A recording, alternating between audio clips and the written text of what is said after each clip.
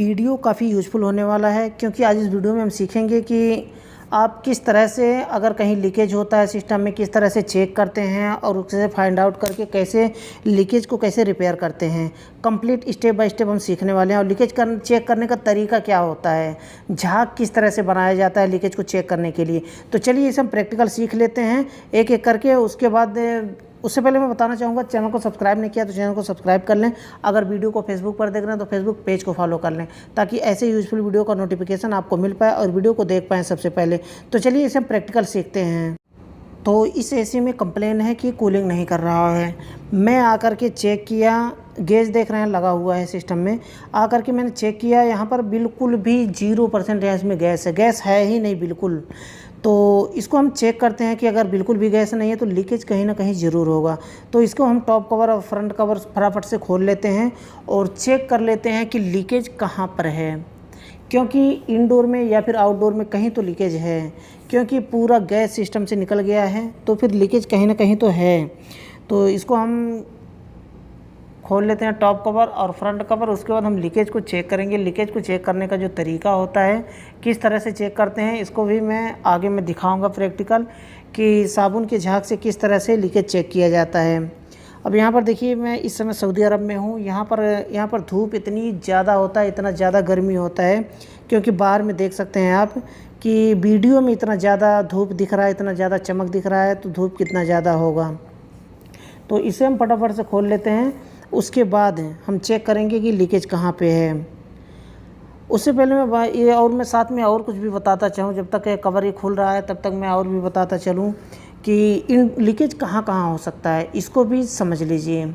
Leakage जो 1.5 ton का होता है, 2 टन का होता है, जो मिनी स्प्लिट एसी होता है ना, वो खास करके ज़्यादा 1.5 टन 2 टन में आते हैं।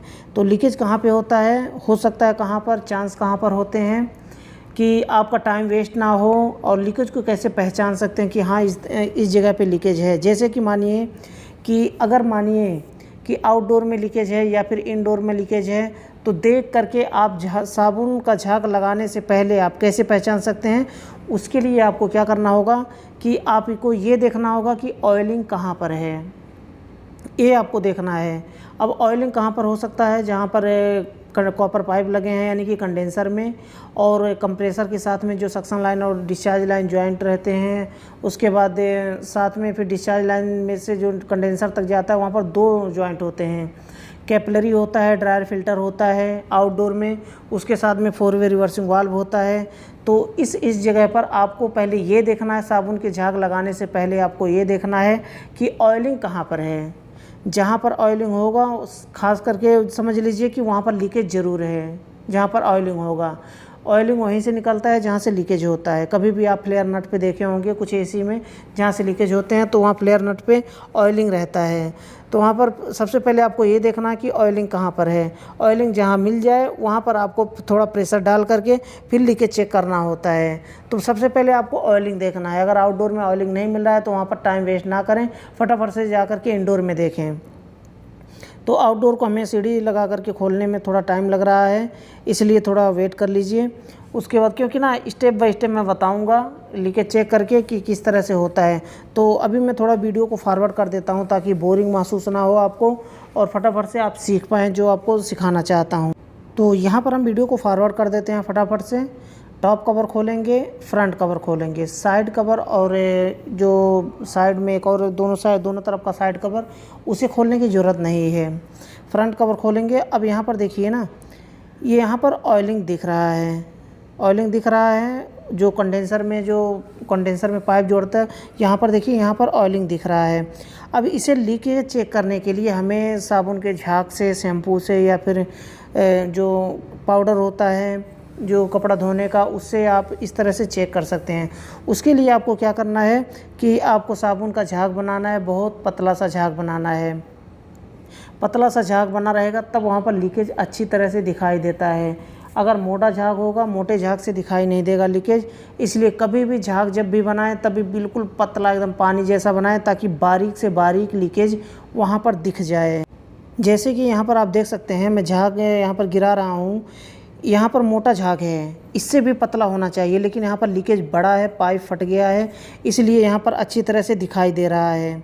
अगर बहुत बारीक लीक होता तो इतने मोटे झाग से ये दिखाई नहीं देता।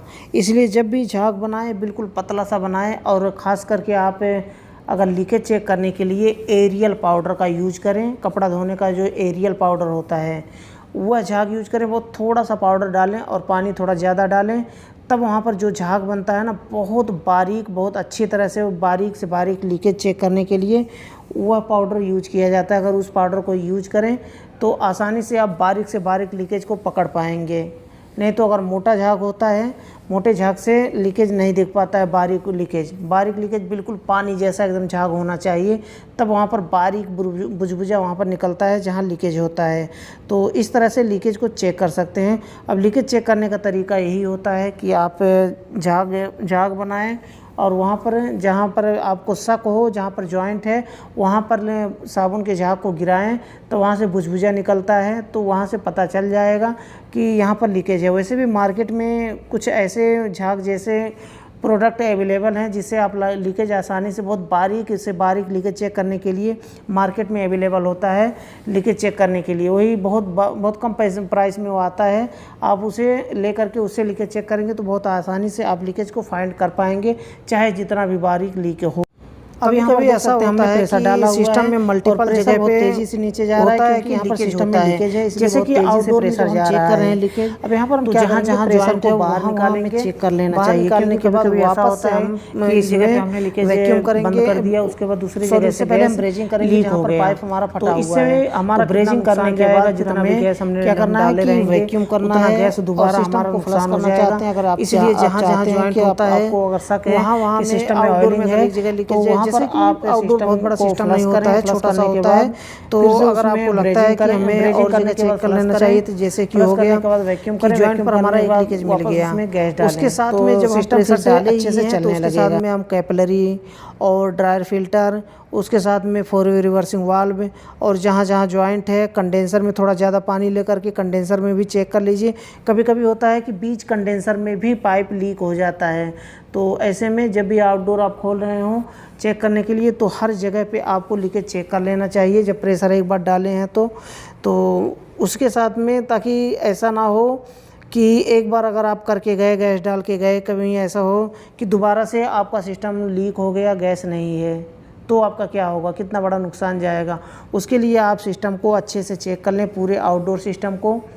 और जहाँ जहाँ लीकेज हो, कभी कभी ऐसा हमने देखा है कि आउटडोर सिस्टम में मल्टीपल जगह पे लीक हो जाता है, या फिर इंडोर में मल्टीपल जगह पे लीक हो जाता है। इंडोर में 1 जगह, 2 जगह, 3 जगह, कभी कभी ऐसा होता है कि 5-5, 10-10 जगह लीक हो जाता है। तो ऐसे कंडेंसर को, ऐसे कूलिंग कॉइल को फेंक देना होता है जबकि बार बार लीक हो रहा हो।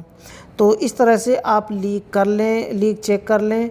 लीक चेक कर हो गया है, अब इसके बाद हमें क्या करना है कि अब वहाँ पर जो लीक है बड़ा वाला, कहीं भी और लीकेज नहीं मिला।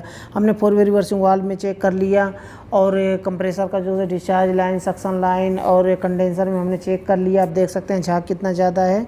तो चेक करने के बाद अब हमें क्या करना है कि सिस्टम का लीक रिपेयर करना है। रिपेयर करने के बाद उसके बाद देखिए ना, अब अगर वैक्यूम पंप नहीं है तो क्या करेंगे। वैक्यूम पंप ना हो तो आप विदाउट वैक्यूम पंप के कैसे आप वैक्यूम कर सकते हैं और कैसे सिस्टम में गैस चार्ज कर सकते हैं, उसको भी मैं बताऊंगा। क्योंकि हमारे पास वैक्यूम पंप यहाँ पर नहीं अवेलेबल है, इसलिए विदाउट वैक्यूम पंप के स्क्रॉल कंप्रेसर है तो थोड़ा दिक्कत नहीं होता है।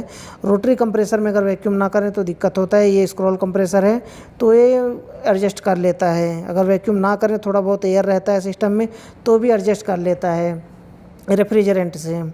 तो इसे हम कैसे वैक्यूम करेंगे विदाउट वैक्यूम पंप के, उसको भी समझ लीजिए और सीख लीजिए। तो ये हमारा लीक रिपेयर हो चुका है। अब चलिए हम जो है इसमें प्रेशर सारा निकाल देते हैं बाहर। प्रेशर निकालने के बाद इसका अब हमें लीकेज है ना, लीकेज चेक हो गया है, फॉल्ट हमारा मिल गया है। तो चलिए इसे हम रिपेयर कर लेते हैं फटाफट से, 2 मिनट का काम है। उसके बाद फिर हम इसमें गैस डालेंगे, प्रेशर डालेंगे, फिर से चेक करेंगे, फिर गैस चार्जिंग करेंगे इसमें। अब यहाँ पर हमने देखा कि लीकेज जहाँ पर है, अब वहाँ पर उसे हम ब्रेजिंग करेंगे। ये हमारे पास छोटा वाला ब्रेजिंग सेट है जो कि 2 टन 3 टन एयर कंडीशनर तक मैं आसानी से इसे ब्रेजिंग कर लेता हूँ। तो यहाँ से हम ब्रेजिंग फटाफट कर लेते हैं, 2 मिनट का काम है। तो ये ब्रेजिंग करने के बाद वापस से हम इसमें प्रेशर डालेंगे, प्रेशर डाल के हम इसमें लीकेज चेक करेंगे। उसके बाद नहीं होता है तो फिर हम विदाउट वैक्यूम के हम कैसे गैस चार्ज करते हैं उसको हम सीख लेते हैं। तो लीकेज हमारा रिपेयर हो चुका है। अब यहाँ पर हम प्रेशर डालेंगे। प्रेशर डालने के बाद हम लीकेज वापस से वहाँ पर चेक करेंगे कि कहीं लीकेज तो नहीं रह गया है। लेकिन लीकेज हमें रिपेयर करने का तरीका मैं बता दिया हूँ कि ब्रेजिंग किस तरह से करें कि प्रोफेशनल ब्रेजिंग, ताकि वहाँ पर लीकेज होने के चांस ना हो। अब सिलेंडर में हम छोटे सिलेंडर है हमारे पास है और एक बड़ा सिलेंडर है, तो हमें यहाँ पर प्रेशर डालेंगे और डाल करके चेक करेंगे। थोड़ा सा इसमें रेफ्रिजरेंट है तो इसमें प्रेशर हम डालेंगे और डाल करके चेक करेंगे। लगभग 100 PSI का प्रेशर डालेंगे तो पता चल जाएगा, क्योंकि बहुत मोटा लीकेज था वहाँ पर। तो फिर से हम लीकेज को चेक करते हैं। साबुन के झाग को फिर से हम लेते हैं स्पंज में और वहाँ पर लीकेज उसी जगह पर फिर से हम चेक करते हैं। तो यहाँ पर हमें गैस डाल करके प्रेशर डाल करके, क्योंकि थोड़ा सा प्रेशर हम डाल रहे हैं, वापस से हमें वैक्यूम करना है विदाउट वैक्यूम पंप के, तो थोड़ा सा प्रेशर हम डाल रहे हैं इसमें लीकेज को चेक करने के लिए। तो लीकेज हम चेक, तो यहाँ पर हमने प्रेशर डाल दिया, वापस से हम लीकेज वहाँ पर चेक करते हैं जहाँ पर हमने रिपेयर किया है। तो यहाँ पर आप देख सकते हैं, आप बिल्कुल भी लीकेज नहीं है उस जगह पे, क्योंकि हमने वहाँ पर लीकेज हमने ब्रेजिंग कर दिया। अब यहाँ पर लीकेज नहीं है। तो इसको मैं तो आपको दिखाने के लिए बस मैं लीकेज चेक कर रहा हूँ, लेकिन मैं जहाँ पर ब्रेजिंग करता हूँ वहाँ पर आज तक मुझे 7 साल हो गया हैं, आज तक मुझे कभी भी लीकेज जहाँ मैं रिपेयर किया हूँ वहाँ लीकेज कभी नहीं मिला है। तो आप इस तरह से चेक कर लें। चेक करने के बाद अगर लीकेज नहीं होता है तो आप आगे का प्रोसेस स्टार्ट करें। आगे का प्रोसेस क्या होता है, चलिए उसको भी सीख लेते हैं कि अब हमारा क्या बचता है, वैक्यूम करना, वैक्यूम करके गैस चार्जिंग करना। तो चलिए उसे करते हैं और मैं वीडियो को स्किप कर देता हूँ। अब यहाँ पर वैक्यूम करने के लिए जैसे क्या करना चाहिए अगर वैक्यूम पंप ना हो तो, देखिए मैं नया वाला बड़ा वाला सिलेंडर अभी मैं यूज कर रहा हूँ। तो बीच वाला का जो लाइन होता है ना, उसे हम सिलेंडर में हमने कनेक्ट किया है। अब यहाँ से वाल को खोलते हैं और यहाँ पर बीच में थोड़ा सा पर्च करने के लिए हम थोड़ा सा खोलेंगे पाइप को और गैस वहाँ से हमारा निकल जाएगा। अब इसमें स्टैंडिंग पोजीशन में हमें गैस दे देना है जहाँ तक गैस ले रहा है सिस्टम।